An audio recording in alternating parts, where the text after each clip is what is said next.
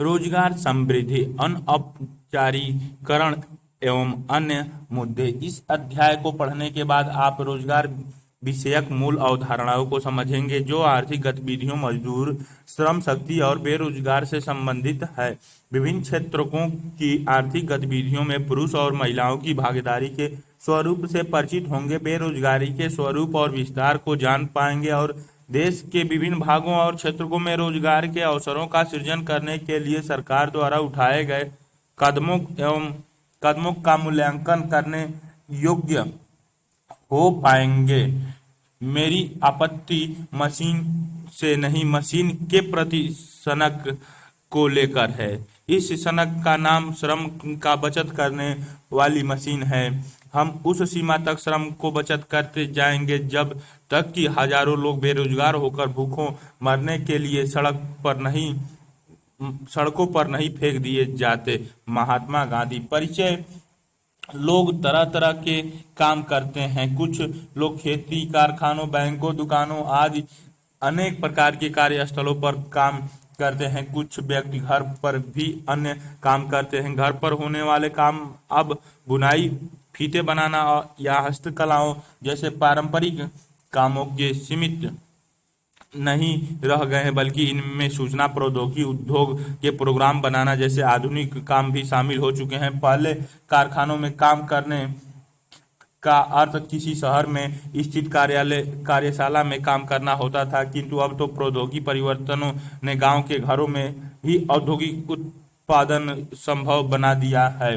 व्यक्ति कार्य क्यों करते हैं? कार्य ही हमारे व्यक्तिगत और सामाजिक जीवन में एक महत्वपूर्ण भूमिका है। लोग आजीविका के लिए कार्य करते हैं। कुछ लोगों को उत्तराधिकार के माध्यम से कार्य किए बिना भी धन मिल जाता है, किंतु ऐसे धन से किसी को पूर्ण संतोष नहीं होता। किसी कार्य से जुड़े रहना हमें अपनी सार्थकता की अनुभूति प्रदान करता है। इसी के माध्यम से हम अन्य व्यक्तियों को सही अर्थों में संपर्क स्थापित करते हैं। प्रत्येक कार्यरत व्यक्ति सक्रिय रूप से राष्ट्रीय आय में योगदान करता है। इस तरह के माध्यम से वह विभिन्न आर्थिक क्रियाओं में भाग लेकर देश के आर्थिक चित्र। 7.1 बहुराष्ट्रीय कंपनी पंजाब में जालंधर शहर में एक घर में निर्मित फुटबॉल की बिक्री करती हैं। चित्र में दिखाई गई फुटबॉल बनाई महिलाएं विकास में हिस्सेदारी बनता है। यही सही अर्थों में आजीविका उपार्जन है। हम केवल अपने लिए काम नहीं करते, अपने ऊपर निर्भर व्यक्तियों की आवश्यकताओं को पूरा करने के लिए कार्य करके भी उपलब्धि का अनुभव करते हैं। कार्यों के इस महत्व को समझकर महात्मा गांधी ने शिक्षा और हस्तकलाओं सहित विभिन्न प्रकार के कामों के माध्यम से प्रशिक्षण पर बल दिया था।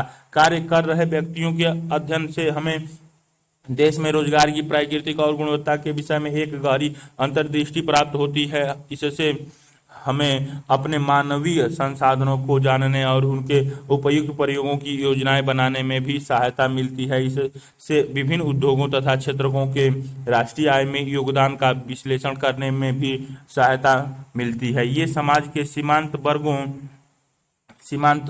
वर्गों, बाल श्रमिक आदि के शोषण की समस्याओं का निदान करने में भी सहायक सिद्ध होते हैं। श्रमिक और रोजगार। रोजगार क्या है? श्रमिक कौन होता है? जब एक अन्य किसान खेतों में काम करता है तो वह खाद्यान्न और उद्योगों के लिए कच्चे माल का उत्पादन करता है। कपास ही कपड़े के कारखाने और विद्युत घरों में कपड़े का रूप धारण कर लेता है। गाड़ियां सामान को एक स्थान से दूसरे स्थान तक पहुंचाती हैं। हम जानते हैं कि किसी देश में एक वर्ष में उत्पादित सभी वस्तुओं और सेवाओं का कुल मौद्रिक मूल्य इसका सकल घरेलू उत्पाद कहलाता है। हमें निर्यात के लिए मूल्य प्राप्त होता है और आयात का मूल्य चुकाना पड़ता है। इसमें हम देखते हैं कि देश का निवला अर्जन धनात्मक हो सकता है यदि निर्यात का मूल्य आयात की अपेक्षा अधिक रहे, या ऋणात्मक हो सकता है यदि आयात का मूल्य निर्यात की अपेक्षा अधिक रहे, या शून्य हो सकता है यदि आयात और निर्यात के मूल्य समान हो। हम प्राप्त अर्जनों का योग करते हैं प्लस या माइनस, तो हमें उस वर्ष के लिए देश का सकल घरेलू उत्पाद प्राप्त होता है। सकल राष्ट्रीय उत्पाद में योगदान देने वाले सभी क्रियाकलापों को हम आर्थिक क्रियाएं कहते हैं। ये सभी व्यक्तियों जो आर्थिक क्रियाओं में संलग्न होते हैं श्रमिक कहलाते हैं, चाहे वे उच्च या निम्न किसी भी स्तर पर कार्य कर रहे हैं। यदि इनमें से कुछ लोग बीमारी, जख्म होने आदि शारीरिक कष्ट, खराब मौसम, त्योहार या सामाजिक धार्मिक उत्सवों के कारण अस्थायी अस्थायी रूप से काम पर नहीं आ पाते तो भी उन्हें श्रमिक ही माना जाता है। इन कामों में लगे मुख्य श्रमिकों की सहायता करने वालों को भी हम श्रमिक ही मानते हैं। आमतौर पर हम ऐसे सोचते हैं कि जिन्हें काम के बदले नियोक्ता द्वारा कुछ भुगतान किया जाता है उन्हें श्रमिक कहा जाता है, पर ऐसा नहीं है। जो व्यक्ति स्वयं नियोजित होते हैं वे भी श्रमिकों श्रमिक ही होते हैं। भारत में रोजगार की प्राकृतिक बहुमुखी है। कुछ लोगों को वर्ष भर रोजगार प्राप्त होता है तो कुछ लोग वर्ष में कुछ ही महीनों ही रोजगार पाते हैं। अधिकांश मजदूरों को अपने कार्य की उचित मजदूरी नहीं मिल पाती है। वैसे श्रमिकों की संख्या का अनुमान लगाते समय जितने भी व्यक्ति इन्हें कीजिए, अपने आपके घर और आसपास पड़ोस में कितने ही महिलाएं ऐसी होंगी जिनके पास तकनीकी डिग्री तथा डिप्लोमा है, उनके पास काम करने के लिए समय भी है पर वे कुछ नहीं कर पाती। उनसे पूछ कर देखें कि वे काम क्यों नहीं कर रही हैं। उन सभी कारणों की सूची बनाएं और कक्षा में चर्चा करें कि क्या उन्हें काम पर जाना चाहिए और क्यों, कैसे उन्हें काम पर भेजा जा सकता है। कुछ समाज शास्त्रियों का तो आग्रह है कि घर संभालने वाली गृहिणियों का भी राष्ट्रीय आय में योगदान होता है। वे भी आर्थिक क्रियाओं में संलग्न रही हैं, भले ही उन्हें इसके लिए वेतन नहीं मिल रहा हो, अतः उन्हें भी श्रम बल का अंग माना जाना चाहिए। क्या आप इससे सहमत हैं? आर्थिक कार्यों में लगे होते हैं उन सबको रोजगार में लगे लोगों की श्रेणी में शामिल किया जाता है। आप विभिन्न आर्थिक क्रियाओं में लगे व्यक्तियों की संख्याएं जानने को उत्सुक होंगे। वर्ष 2011 से 12 में भारत की कुल श्रम शक्ति का आकार 473 मिलियन आंका गया था। क्योंकि देश के अधिकांश लोग ग्रामीण क्षेत्र में निवास करते थे, इसीलिए ग्रामीण श्रम बल का अनुपात भी शहरी श्रम बल से कहीं अधिक है। इन 473 मिलियन श्रमिकों में 3/4 श्रमिक ग्रामीण है। भारत में श्रम शक्ति में पुरुषों की बहुलता है। श्रम बल में लगभग 70% पुरुष तथा शेष इसमें महिलाएं तथा पुरुष बाल श्रमिकों को भी शामिल किया गया है। महिलाएं हैं ग्रामीण क्षेत्र में महिला श्रमिक कुल श्रम बल का 1/3 है, जो शहरों में केवल 20% महिलाएं ही श्रम बल में भागीदार पाई गई हैं। महिलाओं खाना बनाने, पानी लाने, ईंधन बीनने के साथ साथ खेतों में भी काम करती हैं। उन्हें नगद या अनाज के रूप में मजदूरी नहीं मिलती। कितने ही मामलों में तो वे कुछ भी भुगतान नहीं किया जाता। इसी कारण इन महिलाओं को श्रमिक वर्ग में भी शामिल नहीं किया जाता। अर्थशास्त्रियों का आग्रह है कि इन महिलाओं को भी श्रमिक ही माना जाना चाहिए। आप क्या समझते हैं? लोगों की रोजगार में भागीदारी श्रमिक जनसंख्या अनुपात, जिसका प्रयोग देश में रोजगार की स्थिति के विश्लेषण के लिए सूचक के रूप में किया जाता है, यह जानने में सहायक है कि जनसंख्या का कितना अनुपात वस्तुओं और सेवाओं के उत्पाद में सक्रिय रूप से योगदान दे रहा है। यदि यह अनुपात अधिक है तो इसका तात्पर्य है जनता की काम में भागीदारी अधिक होगी। यदि यह अनुपात मध्यम या कम हो तो इसका अर्थ होगा कि देश की जनसंख्या का बहुत अधिक अनुपात प्रत्यक्ष रूप से आर्थिक क्रियाओं में संलग्न नहीं है। सारणी 7.1 भारत में कार्यकर्ता जनसंख्या अनुपात 2017-18 कार्यकर्ता जनसंख्या अनुपात लिंग संपूर्ण ग्रामीण शहरी पुरुष 52.1, 51.7, 53.0, स्त्री 16.5, 17.5, 14.2, संपूर्ण 34.7, 50.35.0, 33.9। स्रोत भारत सरकार 2019। आपने जनसंख्या शब्द का अर्थ तो पिछली कक्षाओं में पढ़ लिया होगा। जनसंख्या शब्द का अभिप्राय किसी क्षेत्र विशेष में किसी समय विशेष पर रह रहे व्यक्तियों की कुल संख्या से है। यदि भारत के श्रमिक जनसंख्या अनुपात का आकलन करना चाहें तो हमें भारत के भारत में कार्य कर रहे सभी श्रमिकों की संख्या को देश की जनसंख्या से भागकर उसे 100 गुण से गुणा करना होगा। इस प्रकार हमें श्रमिक जनसंख्या अनुपात ज्ञात हो जाएगा। सारणी 7.1 देखें। सारणी 7.1 में भारत विभिन्न आर्थिक क्रियाओं में लोगों की भागीदारी के विभिन्न स्तरों को स्पष्ट कर रही है। भारत में प्रत्येक 100 व्यक्तियों में से लगभग 35 श्रमिक हैं। शहरी क्षेत्रों में यह अनुपात लगभग 34 है, जबकि ग्रामीण भारत में यह अनुपात लगभग 35 है।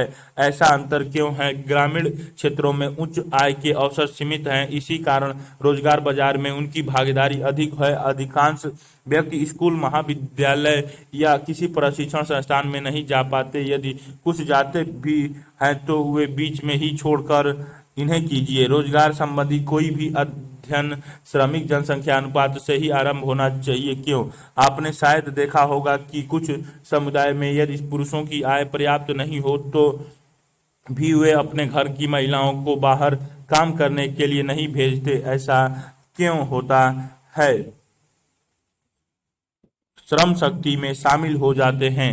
शहरी क्षेत्रों में एक बड़ा भाग विभिन्न शैक्षिक संस्थानों में अध्ययन कर सकने में सक्षम है। शहरी जन समुदाय को रोजगार के विविधतापूर्ण अवसर सुलभ हो जाते हैं। वे अपने शिक्षा और योग्यता के अनुरूप रोजगार की तलाश में रहते हैं, किंतु ग्रामीण क्षेत्रों के लोग घर पर नहीं बैठ सकते क्योंकि उनकी आर्थिक दशा उन्हें ऐसे नहीं करने देती। शहरी और ग्रामीण दोनों ही वर्गों में पुरुष की श्रम शक्ति भागीदारी महिलाओं की तुलना में अधिक है। शहरी क्षेत्रों में तो पुरुष और महिला भागीदारी का अंतर बहुत ही बड़ा है। केवल 15% शहरी महिलाएं ही किसी आर्थिक कार्य में व्यस्त दिखाई दे रही हैं, किंतु ग्रामीण क्षेत्रों की महिलाएं की रोजगार बाजार में भागीदारी 25% आंकी गई है। महिलाएं सामान्य और विशेष रूप से शहरों में काम क्यों नहीं कर रही हैं? यह बात देखने में आई है कि जहां कहीं भी पुरुष पर्याप्त रूप से उच्च आय अर्जित करने में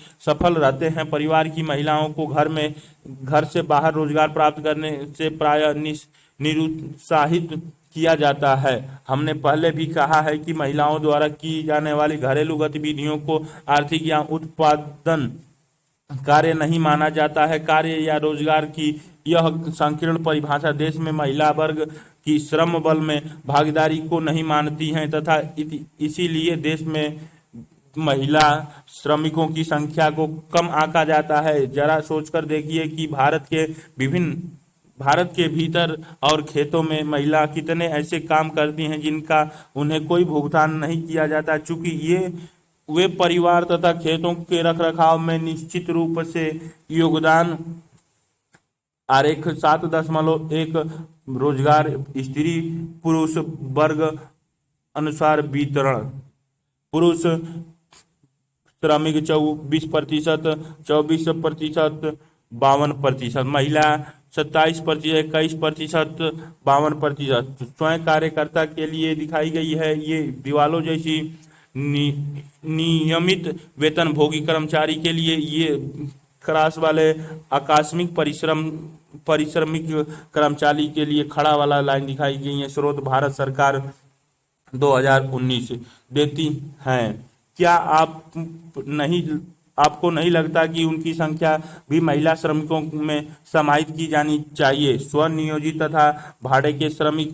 क्या श्रमिक जनसंख्या अनुपात समाज में श्रमिकों की स्थिति और कार्य में की दशाओं के विषय में भी कुछ जानकारी देते हैं? यदि किसी उद्यम में श्रमिकों के स्तर या पद की जानकारी मिल सके तो निश्चय ही देश में रोजगार की गुणवत्ता के आयामों की जानकारी प्राप्त करना संभव होगा। इससे हमें चित्र 7.2 ईंट निर्माण अनियमित कार्य का एक प्रकार चित्र में दिखाई गई है। यह भी जान सकेंगे कि श्रमिक का अपने काम से कितना लगाव और अपने सहकर्मी तथा उद्यम के प्रति उसके अधिकार क्या हैं। आइए निर्माण उद्योग के 3 कार्मिकों की तुलना करें। एक सीमेंट की दुकान का स्वामी है, दूसरा निर्माण मजदूर है, तीसरा निर्माण करने वाला कंपनी का एक सिविल इंजीनियर है। इन तीनों के पद अथवा प्रतिष्ठा में अंतर है, जिन्हें विभिन्न नामों से भी संबोधित किया जाता है। जो अपने उद्यम के स्वामी है वह संचालक, उन्हें स्वनियोजित कहा जाता है। इस प्रकार सीमेंट की दुकान का स्वामी स्वनियोजित है। इन्हें भी कीजिए। आमतौर पर हम यह मान लेते हैं कि जो लोग नियमित या अस्थायी आधार पर किसी श्रमिक, कारखाना मजदूर या किसी बैंक अथवा कार्यालय में सहायक लिपिक हैं, वही श्रमिक है। इस अध्याय की अब तक की चर्चा से आप समझ चुके होंगे कि स्वनियोजित जैसे पटरी पर सब्जियां बेचने वाले, वकील, डॉक्टर, इंजीनियर आदि सभी व्यक्ति श्रमिक या कामगार होते हैं। निम्न श्रेणियों के कामगारों का स्वनियोजन नियमित वेतनभोगी कर्मचारी तथा आकस्मिक दिहाड़ी मजदूरी में वर्गीकरण को इंगित करने के लिए इनके सामने क, ख और ग अंकित करें। नाई की दुकान का मालिक, चावल मिल का कर्मचारी जो नियमित रूप से नियुक्त हो किंतु जिसे नियमित रूप से दैनिक मजदूरी मिलती हो। भारतीय स्टेट बैंक का एक कोषपाल, राज्य सरकार के कार्यालय का टाइपिस्ट जिसे दैनिक मजदूरी आधार पर रखा गया है, पर मासिक भुगतान किया जाता है। हथकरघा बुनकर, थोक सब्जी की दुकान पर माल ढोने वाला मजदूर, शीतल पेय की दुकान का स्वामी जो पेप्सी, कोका, मिरिंडा आदि बेचता है। किसी निजी अस्पताल में 5 वर्ष से नियमित कार्य कर रही नर्स जिसे मासिक वेतन मिलता है। अर्थशास्त्री का कहना है कि अनियमित दिहाड़ी मजदूर की दशा 3 वर्गों में सबसे अधिक असुरक्षित है। क्या आप जानते हैं कि ये मजदूर कौन हैं, इन्हें कहाँ पाया जाता है और क्यों? क्या हम कह सकते हैं कि स्वनियोजित व्यक्ति दिहाड़ी मजदूर और वेतनभोगियों से अधिक कमा लेते हैं? स्वरोजगार की गुणवत्ता के कुछ अन्य सूचक की भी पहचान करें। भारत में लगभग आधा श्रम बल इसी श्रेणी में आता है। निर्माण मजदूरी और नियत मजदूरी वाले श्रमिक कहलाते हैं। ये भारत की श्रम शक्ति का लगभग 25% है। ऐसे ही मजदूर अन्य लोगों के खेतों में अनियत रूप से कार्य करते हैं और उसके बदले में पारिश्रमिक प्राप्त करते हैं। निर्माण कंपनी के अभियंता के रूप में काम कर रहे व्यक्ति श्रम शक्ति का मात्र 23% ही है। जब किसी श्रमिक को कोई व्यक्ति या उद्यम नियमित रूप से काम पर रखा। चित्र आरेख 7.2 क्षेत्रानुसार रोजगार वितरण। शहरी 38, 15, 47, ग्रामीण के लिए 58, 29, 13%। स्वयं कार्यकर्ता के लिए खड़ी लाइन वाली नियमित वेतनभोगी कर्मचारी के लिए क्रॉस जैसी दिखाई गई है। आकस्मिक परिश्रमिक कर्मचारी के लिए दीवार जैसी बनी ईंट का दिखाई गई है। स्रोत भारत सरकार 2019 उस मजदूरी वेतन देता है तो वह श्रमिक नियमित वेतनभोगी कर्मचारी कहलाता है। चित्र 7.3 सारणी देखें। चित्र 7.1 को ध्यान से देखिए। इसे पता चल रहा है कि भारत में पुरुष और महिला श्रमिकों के 50% से अधिक तो स्वरोजगार वर्ग में ही आते हैं। ये चित्र 7.5 सिले सिलाए वस्त्रों के कारीगर महिलाओं को भविष्य में प्राप्त होने वाले रोजगार के केंद्र दिखाए गए हैं। स्वरोजगार ही देश की आजीविका का सबसे प्रमुख स्रोत है। नियत मजदूर कार्य पुरुषों और महिलाओं के लिए रोजगार का दूसरा प्रमुख स्रोत है।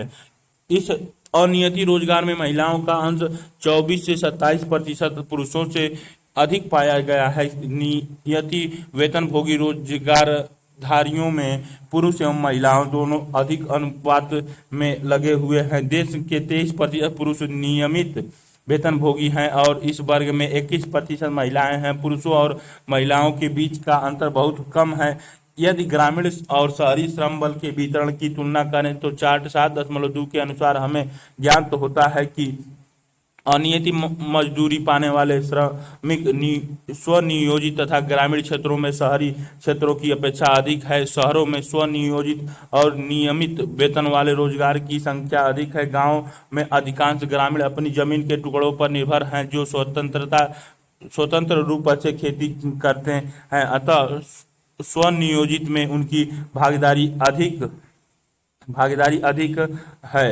शहरी क्षेत्रों में काम का स्वरूप भी अलग होता है। हर व्यक्ति कारखाना, दुकान और कार्यालय की संचालक नहीं हो सकता। इसके अतिरिक्त शहरी उद्यमों में नियमित रूप से श्रमिकों की आवश्यकता होती है। फार्मों, कारखानों तथा कार्यालयों में रोजगार देश की आर्थिक विकास क्रम में श्रम शक्ति का कृषि तथा अन्य संबंधित क्रियाकलापों से उद्योगों और सेवाओं की ओर प्रवाह होता है। इसी प्रक्रिया में मजदूरी ग्रामीण क्षेत्रों से शहरों में प्रवसन करते हैं। धीरे धीरे उद्योग भी सकल रोजगार में अपनी अंश खोने लगते हैं, क्योंकि सेवा क्षेत्र में बहुत तीव्र दर से प्रसार होने लगता है। श्रम शक्ति के कार्य अनुसार या उद्योगवार वितरण से रोजगार स्वरूप के ये परिवर्तन सहज ही स्पष्ट हो जाते हैं। सामान्यतया आर्थिक क्रियाओं को 8 विभिन्न औद्योगिक वर्गों में विभाजित करते हैं। ये है क कृषि, ख खनन और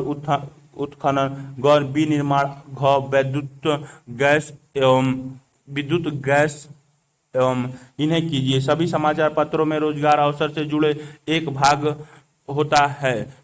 कुछ तो प्रति सप्ताह दैनिक भी रोजगार पर एक विशेष परिशिष्ट भी निकालते हैं। चाहे द हिंदू का अपॉर्चुनिटीज हो या द टाइम्स ऑफ इंडिया का एसेंट, अनेक कंपनियां अपनी रिक्तियों का विज्ञापन इनमें करती हैं। इन स्तंभों को काट लीजिए और एक सारणी बनाइए जिसके 4 स्तंभ हो।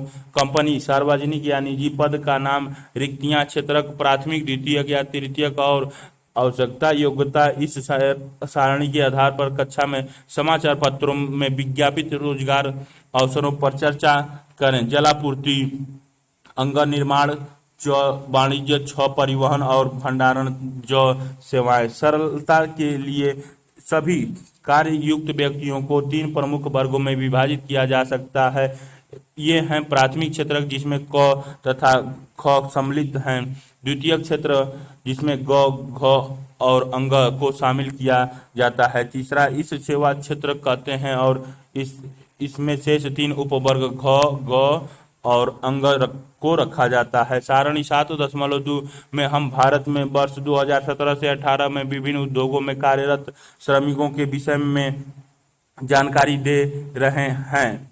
भारत में अधिकांशतः श्रमिकों के रोजगार का स्रोत प्राथमिक क्षेत्र ही है। द्वितीय क्षेत्र केवल लगभग 24% श्रम बल को नियोजित कर रहा है। लगभग 31% श्रमिक सेवा क्षेत्र में संलग्न है। सारणी 7.2 भी यह स्पष्ट कर रही है कि ग्रामीण भारत की लगभग 60% श्रम शक्ति कृषि, वन और मत्स्य पर निर्भर है। लगभग 20% ग्रामीण श्रमिक ही विनिर्माण, उद्योग निर्माण और अन्य क्षेत्रों में लगे हुए हैं। केवल 20% ग्रामीण श्रमिकों को सेवा क्षेत्र से ही रोजगार मिलता है, किंतु शहरी क्षेत्रों में कृषि और खनन रोजगार के। सारणी 7.2 उद्योग में कार्यबल का वितरण 2017 से 18% में, औद्योगिकी वर्ग, निवास स्थान, लिंग और कुल। प्राथमिक क्षेत्र ग्रामीण, शहरी, पुरुष और महिला में। प्राथमिक क्षेत्र में 59.8, 6.6, 40.7, 57.1, 46.6। द्वितीय क्षेत्र में 20.4, 34.3, 26.5, 17.9, 24.9।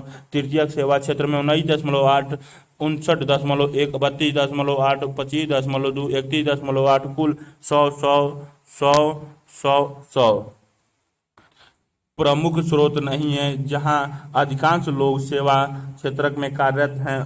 60% शहरी श्रमिक सेवा क्षेत्रों में हैं। लगभग 1/3 शहरी श्रमिक द्वितीय क्षेत्र में नियोजित हैं। यद्यपि प्राथमिक क्षेत्र में पुरुष और महिला दोनों ही प्रकार के श्रमिक संकेंद्रित हैं, पर वहां महिलाओं का संकेंद्रण बहुत अधिक है। इस प्राथमिक क्षेत्र में लगभग 57% महिलाएं कार्यरत हैं, जबकि इस क्षेत्र में काम कर रहे पुरुषों की संख्या आधे से कम है। पुरुषों को द्वितीयक और सेवा क्षेत्र दोनों में ही रोजगार के अवसर प्राप्त हो जाते हैं। रोजगार के अवसर प्राप्त, समृद्धि एवं परिवर्तनशील रोजगार संरचना। आपने अध्याय 2 और 3 में विस्तार से नियोजित रणनीति के बारे में पढ़ा था। यहाँ हम केवल 2 विकास सूचकों पर विचार करेंगे। ये है रोजगार समृद्धि और सकल घरेलू उत्पाद। लगभग 70 वर्षों से चल रही योजनाबद्ध विकास का ध्येय राष्ट्रीय उत्पाद और रोजगार में वृद्धि के माध्यम से अर्थव्यवस्था का प्रसार रहा है। 1960 से 2010 की अवधि में भारत में सकल घरेलू उत्पाद में सकारात्मक वृद्धि हुई है और यह समृद्धि दर रोजगार वृद्धि दर से अधिक रही है। चार्ट 7.3 रोजगार तथा सकल घरेलू उत्पाद में समृद्धि 1951 से 2012 तक परसेंट में जीरो से वार्षिक औसत समृद्धि दर 0 1 2 3 4 5 6 7 8 9 10 तक और 1951 से 56 56 से 61 61 से 66 66 के बाद 69 यानी 69 से 74 74 से 89 80 से 85 85 से 90 90 से 92 97 से 2000 99 से 2005 2005 से 10 और 10 से 12 तक चली। ये काले रंग वाले रोजगार के लिए दिखाई गई हैं जो 0.39 से 0.85 2.03 1.99 1.84 1.73 1.89 1.15 0.98 2.28 0.28 1.12 जीडीपी के लिए 3.6 4.2 2.8 3.3 4.8 5.8 1.89 और 3.4 6.1 6.1 8.2 7.8 यह वर्ष है जिसके लिए तुलनीय और प्रमाणिक आधार सामग्री उपलब्ध है। स्रोत की indicators of employment and unemployment in India 2011-12 NSS 68 round national statical organisation national sample survey office ministry of statistics and programming employment Bharat सरकार जनवरी 2014 सारणी 7.3 रोजगार पद्धति की प्रवृत्तियां क्षेत्रक और स्थिति 1972 से 2018 प्रतिशत में मध्य 1972 से 73 83 93 से 94 11 से 12 और 2017 से 18 क्षेत्रक प्राथमिक क्षेत्रक में 74.3 67.6 64 48.9 44.6 द्वितीय क्षेत्र में 10.9 11.5 16 और 24.9 24.4 सेवा क्षेत्र में 14.8 16.9 20 26.8 31.0 योग 100 100 100 100 100 स्थिति स्वनियोजित में 61.4 57.3 54.6 52.0 52.2 नियमित वेतन भोगी कर्मचारी के लिए 15.4 13.8 13.6 18.0 और 22.8 अनियमित दिहाड़ी मजदूर 23.2 28.9 31.8 30.0 25.0 योग 100 100 100 100 100 किंतु सकल घरेलू उत्पाद की वृद्धि दर में कुछ उतार चढ़ाव भी आते रहते हैं। इस अवधि में रोजगार की वृद्धि लगभग 2% बनी रही है। चार्ट 7.3 1990 के दशक के अंतिम वर्षों में एक अन्य चिंताजनक घटनाक्रम की ओर भी इंगित कर रहा है। रोजगार वृद्धि दर कम होकर उसी स्तर पर पहुंच गई है जहां से योजना काल के प्रारंभिक चरण में थी। इन्हीं वर्षों के दौरान हम सकल घरेलू उत्पाद और रोजगार की वृद्धि दर के बीच काफी बड़ा अंतर पाते हैं। इसका अर्थ यह है कि हम भारतीय अर्थव्यवस्था में रोजगार सृजन के बिना ही अधिक वस्तुओं और सेवाओं का उत्पादन करने में सक्षम रहे हैं। इस परिघटना को विद्वान रोजगारहीन समृद्धि का नाम दे रहे हैं। अभी तक हमने देखा कि रोजगार सकल घरेलू उत्पाद की वृद्धि की तुलना में किस तरह बढ़ा है। अब यह जानने की आवश्यकता है कि रोजगार और सकल घरेलू उत्पाद की वृद्धि दरों के इन स्वरूपों के विभिन्न वर्गों के श्रम बल पर किस प्रकार के प्रभाव डाले। इससे हम समझ पाएंगे कि हमारे देश में किस प्रकार के रोजगार अवसरों का सृजन हो रहा है। आइए पिछले खंडों में बताए गए दो सूचकों पर एक बार फिर से विचार करें। ये सूचक हैं विभिन्न उद्योगों में लोगों को मिल रहे रोजगार तथा उनकी स्थितियां। हम जानते हैं कि भारत कृषि प्रधान देश है। जनसंख्या का बहुत बड़ा भाग ग्रामीण क्षेत्रों में बसा है और यह अपनी मुख्य आजीविका के लिए कृषि पर निर्भर है। भारत सहित अनेक देशों के विकास रणनीतियों का ध्येय कृषि पर निर्भर जनसंख्या के अनुपात को कम करना रहा है, इन्हें कीजिए। क्या आप जानते हैं कि भारत जैसे देश में रोजगार दर की वृद्धि दर को 2% स्तर पर बनाए रखना इतना आसान काम नहीं है? क्यों? सब यदि अर्थव्यवस्था में अतिरिक्त रोजगार के सृजन बिना ही अधिक वस्तुओं और सेवाओं के का उत्पादन करने में सफलता मिल जाए तो क्या होगा? यह रोजगारहीन समृद्धि कैसे संभव हो पाती है? अर्थशास्त्रियों का कहना है कि यदि श्रम के अनियमितीकरण से जनता की आय में वृद्धि हो रही हो तो इस प्रक्रिया का स्वागत होना चाहिए। कल्पना करें कि एक सीमांत किसान को पूर्णकालिक कृषि मजदूर बना दिया जाए। क्या आप सोचते हैं कि दिहाड़ी मजदूरी के इस कार्य से यदि इसकी आय में वृद्धि हो जाए तो क्या वह अधिक प्रसन्न होगा? या औषधि उद्योग के एक श्रमिक को दिहाड़ी मजदूर बना दिया और उसकी संपूर्ण आय भी बढ़ जाए तो क्या वह प्रसन्न होगा? कक्षा में इन उदाहरणों के पक्ष सभी पक्षों पर चर्चा करें।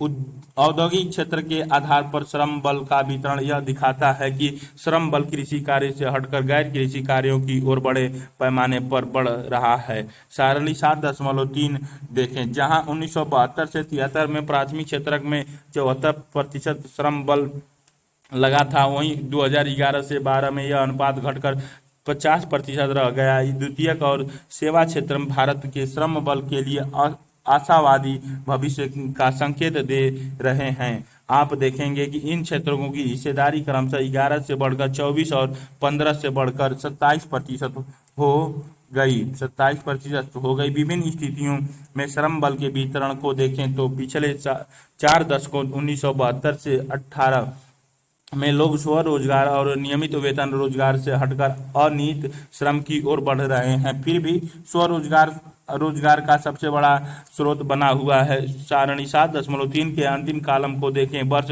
2011 से 18 के दौरान माध्यमिक क्षेत्रों में स्थिरता और स्वरोजगार में मध्यम वृद्धि से क्या समझते हैं? कक्षा में चर्चा करें। विशेषज्ञ स्वरोजगार तथा नियमित वेतन से अनियमित श्रम रोजगार की ओर जाने की प्रक्रिया को श्रम बल के अनियमितीकरण का नाम देते हैं।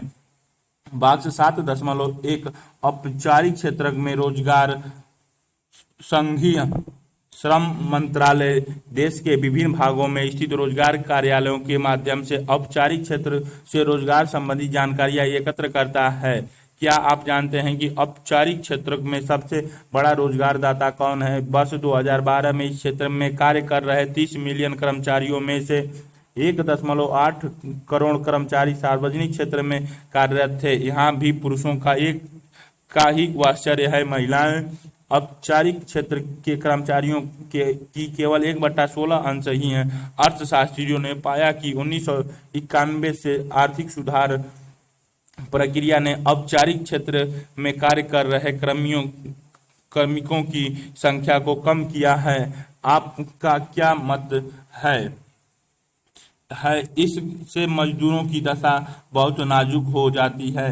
यह कैसे हो रहा है? बाक्स 7.2 में वर्णित अहमदाबाद का विशेष अध्ययन देखें। भारतीय श्रम बल का अनौपचारिकीकरण। पिछले खंड में हमने पाया कि श्रम बल में अनियमित श्रमिकों का अनुपात निरंतर बढ़ रहा है। स्वतंत्रता के बाद से विकास योजनाओं का एक ध्येय जन सामान्य के लिए पूर्ण आजीविका का प्रबंधन सुनिश्चित करना भी बताया गया है। यह कहा गया है कि औद्योगिकीकरण की रणनीति कृषि से अतिरिक्त श्रमिकों को उद्यानों में आकर्षित कर उन्हें विकसित देशों की भांति उच्च जीवन स्तर सुलभ कराएगी। किंतु हम यह पिछले अनुभाग में देख चुके हैं कि योजनाबद्ध विकास के 70 वर्ष बाद भी देश के श्रम बल के आधे से अधिक सदस्य के लिए कृषि ही रोजी रोटी का प्रमुख साधन बनी हुई है। अर्थशास्त्रियों का यह भी तर्क है कि अनेक वर्षों से रोजगार की गुणवत्ता में निरंतर ह्रास हो रहा है। आखिर 10 से 20 वर्षों तक काम कर चुके न जाने कितने ही श्रमिक मातृत्व लाभ, भविष्य निधि, ग्रेच्युटी और पेंशन आदि से वंचित क्यों रह जाते हैं। निजी क्षेत्र में कार्य करने वाले व्यक्ति सार्वजनिक क्षेत्र में उसी काम को करने वाले से कम वेतन क्यों पाते हैं। चित्र 7.4 सड़कों के किनारे दुकानदारी अनौपचारिक क्षेत्र में बढ़ती विविधता का दृश्य दिखाई गई है। क्या आपको यह भी जानकारी होनी चाहिए कि भारत में सकल श्रम बल के बहुत छोटे से वर्ग को ही नियमित आय मिल पा रही है। सरकार श्रम कानूनों के द्वारा उन्हें अपने अधिकारों की रक्षा करने में समर्थ बनाती है। यही वर्ग अपने श्रमिक संघों को गठित कर रोजगारदाताओं से बेहतर मजदूरी और अन्य सामाजिक सुरक्षा उपायों के लिए सौदेबाजी भी कराता है। ये कौन लोग हैं? इसी प्रश्न का उत्तर जानने के लिए हम श्रम बल आरेख 7.4 औपचारिक तथा अनौपचारिक क्षेत्रों में श्रमिक 2009 से 12 के बीच में श्रमिकों की संख्या मिलियन में 0, 50, 100, 150, 200, 250, 300, औपचारिक में 24.6% और अनौपचारिक में 310, 133 पुरुषों के लिए और काले रंग वाले महिलाओं के लिए दर्शाई गई है। बाक्स 7.2 अहमदाबाद में अनौपचारिकीकरण। अहमदाबाद एक समृद्ध नगर है। यहाँ की समृद्धि का आधार 60 से अधिक कपड़े के कारखाने का उत्पाद है, जिनमें 1.5 लाख श्रमिक काम करते हैं। पिछली एक शताब्दी से इन श्रमिकों ने एक निश्चित सीमा में आय की सुरक्षा हासिल कर ली थी। इनके निश्चित रोजगार थे और इन्हें मिले रहे वेतन निर्वाह के लिए पर्याप्त थे। साथ ही इन्हें अनेक प्रकार के सामाजिक सुरक्षा लाभ भी मिलने लगे, जो इनकी स्वास्थ्य और वृद्धावस्था की सुरक्षा सुनिश्चित करते थे। उनका एक सशक्त श्रमिक संघ भी था, जो न केवल श्रम विवाद में उनका प्रतिनिधित्व करता था, बल्कि श्रमिकों और उनके परिवारों के लिए अनेक जनहितकारी क्रियाओं का संचालन भी करता था। किंतु 1980 दशक के प्रारंभ में संपूर्ण देश में कुछ कपड़ा मिलें बंद होने लगी। मुंबई जैसे कुछ जगहों में मिलें तेजी से बंद हो गई। अहमदाबाद में मिल बंद की यह प्रक्रिया कुछ धीमी रही और 10 वर्ष तक खींच गई। इस अवधि में कम से कम 80,000 अस्थायी और 50,000 गैर अस्थायी मजदूरों का रोजगार छिन गया और वे अनौपचारिक क्षेत्र का सहारा लेने को विवश हो गए।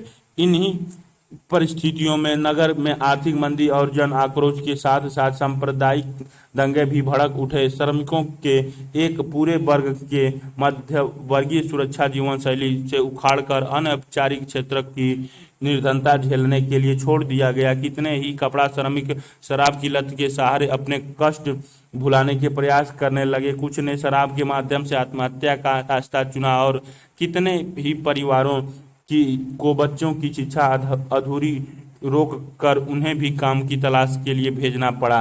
स्रोत Renana Jhabvala, Ratna M Sudarshan and Jeemol, Unni ed informal economy and central state new structure of employment Sage publication, new Delhi 2003, पृष्ठ 265। एक कारखाना में शक्ति संतुलन में परिवर्तन। एक बेरोजगार कारखाना श्रमिक घर में लहूलुहान छिलता हुआ, जबकि उसकी पत्नी को बीड़ी बनाने के लिए एक काम मिल गया। चित्र में दिखाई गई है को औपचारिक अनौपचारिक वर्गों में विभाजित कर रहे हैं। इन्हीं को संगठित और असंगठित क्षेत्र भी कहा जाता है। सभी सार्वजनिक क्षेत्र प्रतिष्ठान तथा 10 या अधिक कर्मचारियों को रोजगार देने वाले निजी क्षेत्र प्रतिष्ठान संगठित क्षेत्र माने जाते हैं। इन प्रतिष्ठानों में काम करने वालों को संगठित क्षेत्र के कर्मचारी कहा जाता है। अन्य सभी उद्यम और उनमें कार्य कर रहे श्रमिक मिलकर अनौपचारिक क्षेत्र की रचना करते हैं। इस प्रकार इस अनौपचारिक क्षेत्रों में करोड़ों किसान, कृषक, कृषि श्रमिक, छोटे छोटे काम धंधे चलाने वाले और उनके इन्हें कीजिए, इनमें से असंगठित क्षेत्रों की क्रियाओं में लगे व्यक्तियों के सामने चिन्ह अंकित करें। एक होटल का कर्मचारी जिसे में 7 भाड़े के श्रमिक और 3 परिवार सदस्य हैं। एक ऐसे निजी विद्यालय का शिक्षक जहां 25 शिक्षक कार्यरत हैं। एक पुलिस सिपाही, सरकारी अस्पताल की एक नर्स, एक रिक्शा चालक, कपड़े की दुकान का मालिक जिसके यहाँ 9 श्रमिक कार्यरत हैं। एक ऐसी बस कंपनी का चालक जिसमें 10 से अधिक बसें और 20 चालक, संवाहक तथा अन्य कर्मचारी हैं। 10 कर्मचारियों वाले निर्माण कंपनी का सिविल अभियंता, राज्य सरकारी कार्यालय में अस्थायी स्तर पर नियुक्त कंप्यूटर ऑपरेटर, बिजली दफ्तर का एक क्लर्क, कर्मचारी तथा सभी स्वनियोजित व्यक्ति जिनके पास भाड़े का श्रमिक नहीं है सम्मिलित हैं। इसमें सभी गैर कृषि दैनिक वेतनभोगी मजदूर जैसे विनिर्माण मजदूर तथा सिर पर बोझा ढोने वाले मजदूर जो एक से अधिक नियोक्ता के लिए कार्य करते हैं, उन्हें भी शामिल किया जाता है। आप देखेंगे कि यह श्रमिकों को वर्गीकृत करने का एक तरीका है। हालांकि वर्गीकरण के अन्य तरीके भी हो सकते हैं। कक्षा में संभावित तरीके पर चर्चा करिए। सामाजिक सुरक्षा व्यवस्था के लाभ संगठित क्षेत्र के कर्मचारियों को मिलते हैं। इनकी कमाई भी असंगठित क्षेत्र के कर्मचारियों से अधिक होती है। विकास योजनाओं में सैद्धांतिक रूप से यह माना गया था कि जैसे जैसे अर्थव्यवस्था विकसित होगी, अधिकाधिक श्रमिक औपचारिक क्षेत्र में सम्मिलित होते जाएंगे और अनौपचारिक क्षेत्र के श्रमिकों का अनुपात बहुत कम रह जाएगा। किंतु वास्तव में भारत में क्या हुआ, नीचे दिए गए आलेख को देखें, जिसमें संगठित तथा असंगठित क्षेत्रों में श्रम बल का वितरण दर्शाया गया है। खंड 7.2 में हमने जाना था कि भारत में सन 2011 से 12 में 473 मिलियन श्रमिक थे। केवल 30 मिलियन श्रमिक ही औपचारिक क्षेत्र में कार्य कर रहे थे। क्या आप इनका प्रतिशत अनुपात आकलित कर पाएंगे? ये मात्र 6% हैं। 30/473 × 100। दूसरे शब्दों में देश के 94% श्रमिक चित्र 7.5 बेरोजगार मिल श्रमिक अनियत रोजगार की प्रतीक्षा में बैठे दिखाए गए हैं। चित्र 7.6 गन्ने की कटाई करने वाले मजदूर कृषि श्रमिकों के प्रच्छन्न बेरोजगारी आम होती है।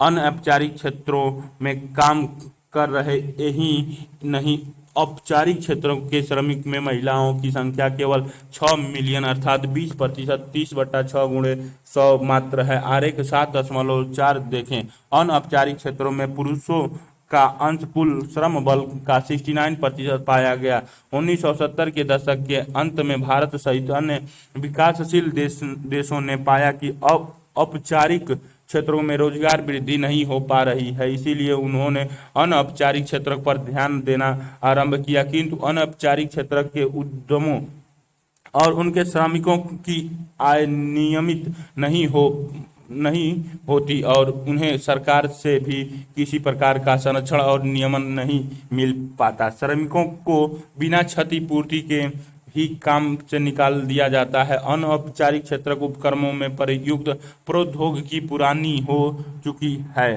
तथा ये किसी प्रकार के लेखा खाते भी नहीं रखते हैं। इस क्षेत्र के श्रमिक प्रायः गंदी बस्तियों में तथा झुग्गियों में रहते हैं। कुछ समय में अंतर्राष्ट्रीय श्रम संगठन के प्रयासों के फलस्वरूप भारत सरकार ने अनौपचारिक क्षेत्रों के आधुनिकीकरण और इस क्षेत्र के कर्मचारियों के लिए सामाजिक सुरक्षा व्यवस्था का प्रावधान किया है। बेरोजगार आपने समाचार पत्रों में रोजगार की तलाश करते हुए व्यक्तियों को देखा होगा। कुछ लोग अपने मित्रों और सगे संबंधियों के माध्यम से रोजगार तलाशते हैं। कई शहरों में कुछ चुने हुए स्थानों पर ऐसे अनेक लोग खड़े दिखाई दे जाते हैं जिन्हें उस दिन के लिए काम देने वाले की प्रतीक्षा रहती है। कुछ लोग दफ्तरों कारखानों में अपनी जीवन वृत्त सौंप कर वहां पता लगा रहे होते हैं कि क्या उनके योग्य कोई स्थान रिक्त है। कई लोग ग्रामीण क्षेत्रों में बाहर जाकर काम के बारे में पूछताछ नहीं करते हैं और घर पर ही बैठे रहते हैं जब उन्हें कोई काम नहीं होता। कुछ व्यक्ति रोजगार कार्यालयों में उनके माध्यम से अनुसूचित रिक्तियों के लिए अपने नाम पंजीकृत कराते हैं। राष्ट्रीय प्रतिदर्श सर्वेक्षण संगठन के बेरोजगारी को इस प्रकार परिभाषित किया गया है कि वह अवस्था जिसमें व्यक्ति काम के अभाव के कारण बिना काम किए रह जाते हैं, वे कार्यरत व्यक्ति नहीं हैं, परंतु रोजगार कार्यालयों, मध्यस्थों, मित्रों, संबंधियों आदि के माध्यम से या संभावित रोजगार दाताओं का आवेदन देकर या वर्तमान परिस्थिति और प्रचलित मजदूरी पर काम करने की अपनी इच्छा प्रकट कर कार्य तलाशते हैं। किसी बेरोजगार व्यक्ति की पहचान विभिन्न तरीकों से की जाती है। अर्थशास्त्री उसे बेरोजगार कहते हैं जो आधे दिन की अवधि में 1 घंटे का रोजगार भी नहीं पा सकते। भारत में बेरोजगारी के आंकड़े के 3 स्रोत हैं: भारत की जनगणना रिपोर्ट, राष्ट्रीय प्रतिदर्श सर्वेक्षण कार्यालय की रोजगार और बेरोजगारी की अवस्था संबंधित रिपोर्ट, PLFS की वार्षिक रिपोर्ट तथा रोजगार और प्रशिक्षण महानिदेशालय के रोजगार कार्यालय में पंजीकृत आंकड़े। यद्यपि इन स्रोतों से बेरोजगारी के भिन्न भिन्न अनुमान किए हैं, ये हमें बेरोजगारी के लक्षण तथा देश में प्रचलित बेरोजगारी के प्रकारों के विषय में जानकारी उपलब्ध कराते हैं। क्या हमारी अर्थव्यवस्था में बेरोजगारी भिन्न भिन्न प्रकार की है? इस अनुच्छेद के प्रथम गद्यांश में वर्णित स्थिति को खुली बेरोजगारी कहते हैं। भारत के कृषि में फैली बेरोजगारी को अर्थशास्त्री प्रच्छन्न बेरोजगारी कहते हैं। प्रच्छन्न बेरोजगारी क्या होती है? मान लीजिए कि किसी एक किसान के पास 4 एकड़ का भूखंड है और उसे अपने खेत में विभिन्न प्रकार की क्रियाओं का निष्पादित करने में 2 श्रमिकों की आवश्यकता है, किंतु यदि वह अपने परिवार के 5 सदस्य, पत्नी, बच्चे आदि को कृषि कार्य में लगा ले तो यह स्थिति प्रच्छन्न बेरोजगारी के नाम से जानी जाती है। 1950 के दशक के अंत में किए गए एक अध्ययन के द्वारा भारत में 1/3 कृषि चित्र में 7.7 चित्र प्रदर्शित एक बांध निर्माण कार्य में सरकार द्वारा प्रत्यक्ष रोजगार का सृजन होता है। श्रमिकों को प्रच्छन्न रूप से बेरोजगारी दिखाई गई है। आपने यह भी देखा होगा कि बड़ी संख्या में लोग शहरों की ओर प्रवासन करते हैं, वहां नौकरी करते हैं और सीमित अवधि तक वहां रहते हैं, पर वर्षा ऋतु आरंभ होते ही वे अपने गांव लौट आते हैं। वे ऐसा क्यों करते हैं? यही कारण है कि कृषि का कार्य मौसमी होता है। वर्ष भर गांव में रोजगार के अवसर नहीं होते। जब खेत में काम नहीं होता तो लोग शहर की ओर जाते हैं और काम खोजते हैं। ऐसी बेरोजगारी की अवस्था को मौसमी बेरोजगारी कहते हैं। भारत में बेरोजगारी का ये प्रकार भी बहुत बड़े स्तर पर प्रचलित है। यद्यपि हमने देखा है कि रोजगार समृद्धि दर बहुत धीमी रही है, पर क्या आपने लोगों को बहुत लंबे समय तक रोजगार से वंचित देखा है? विद्वानों का कहना है कि भारत में व्यक्ति बहुत लंबे समय तक पूर्णतः बेरोजगार नहीं बैठे रह पाते, क्योंकि उनकी आर्थिक दशा इतनी निराशाजनक होती है कि कोई भी काम स्वीकार करना पड़ जाता है। आप उन्हें ऐसे काम भी करते हुए देख सकते हैं जिन्हें कोई अन्य व्यक्ति नहीं कर सकता। इनमें बहुत से असुविधाजनक, अस्वास्थ्यकारक, अस्वच्छ तथा जोखिम भर कार्य भी होते हैं। केंद्र तथा राज्य सरकारों ने निम्न आय परिवार के बेहतर रहन सहन के लिए विभिन्न रोजगार सृजन किए हैं और इसके लिए पहल की है कि इस विषय में अगले परिच्छेद में चर्चा की जाएगी। सरकार और रोजगार का सृजन। हाल ही में भारत की संसद ने महात्मा गांधी राष्ट्रीय ग्रामीण रोजगार गारंटी अधिनियम 2005 पारित किया है। यह देश के ग्रामीण परिवारों के सदस्यों की अकुशल श्रमिकों के रूप में कार्य करने को 100 दिन की दिहाड़ी उपलब्ध कराने की गारंटी देता है। ग्रामीण क्षेत्रों में जिन्हें नौकरी की आवश्यकता है, उनके लिए रोजगार के अवसरों का सृजन करने के लिए यह सरकार द्वारा संचालित अनेक उपायों में से एक है। स्वतंत्रता प्राप्ति के बाद से संघीय और राज्य सरकारें रोजगार सृजन हेतु अवसरों की रचना करने में बहुत महत्वपूर्ण भूमिका निभाती आ रही हैं। इनके प्रयासों को 2 वर्गों में विभाजित किया जा सकता है: प्रत्यक्ष तथा अप्रत्यक्ष। जैसा कि आपने पिछले अनुभाग में पढ़ा कि प्रथम श्रेणी में सरकार अपने विभिन्न विभागों में प्रशासकीय कार्यों के लिए नियुक्तियां करती करती हैं।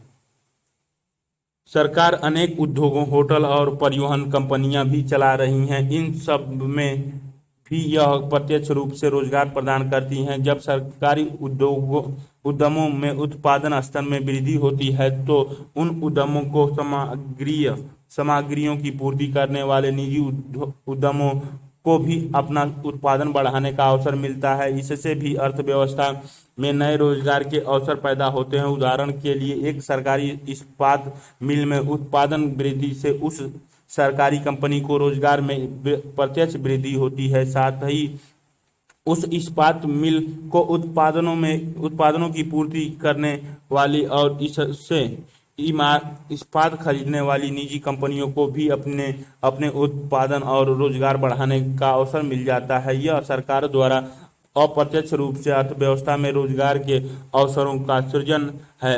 आपने अध्याय 4 में ध्यान दिया होगा कि सरकार द्वारा गरीबी निवारण के लिए चलाए जा रहे अनेक कार्यक्रम का क्रियान्वयन भी रोजगार सृजन के माध्यम से ही होता है। उन्हें रोजगार सृजन कार्यक्रम भी कहा जाता है। इस तरह के कार्यक्रम केवल रोजगार ही उपलब्ध नहीं कराते, इनके सहारे प्राथमिक जन स्वास्थ्य, प्राथमिक शिक्षा, ग्रामीण आवास, ग्रामीण जलापूर्ति, पोषण, लोगों की आय तथा रोजगार सृजन करने वाली परिसंपत्तियां खरीदने में सहायता, दिहाड़ी रोजगार के सृजन के माध्यम से सामुदायिक परिसंपत्तियों का विकास, गृह और स्वच्छता सुविधाओं का निर्माण, गृह निर्माण के लिए सहायता, ग्रामीण सड़कों का निर्माण और बंजर भूमि आदि के विकास के कार्य पूरे किए जाते हैं।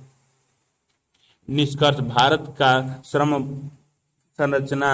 बल संरचना में परिवर्तन आ चुका है। सेवा क्षेत्र में रोजगार के नए अवसरों का सृजन हो रहा है। सेवा क्षेत्र का विस्तार तथा इसमें नई प्रौद्योगिकी के प्रादुर्भाव का कारण अब निर्बाध रूप से लघु उद्योगों तथा कुछ विशिष्ट उपक्रमों तथा विशेषज्ञों श्रमिकों की बहुराष्ट्रीय कंपनियों से प्रतिस्पर्धा में टिक सकते हैं। कार्य की आउटसोर्सिंग एक सामान्य बात हो गई है। इसका तात्पर्य यह है कि एक बड़ी फर्म के लिए यह लाभप्रद है कि वो अपने विशिष्ट विभागों जैसे विधि, कंप्यूटर प्रोग्रामिंग या ग्राहक सेवा अनुभाग को बंद कर छोटे उद्यमियों को बड़े पैमाने पर छोटे छोटे रोजगार उपलब्ध कराए, जो कि दूसरे देशों में भी स्थित हो सकता है। आधुनिक कारखानों की परंपरागत अवधारणा इस प्रकार बदल रही है कि घर ही कार्यस्थल में परिवर्तित हो रहे हैं। यह समस्त परिवर्तन व्यक्तिगत श्रमिकों के पक्ष में नहीं हो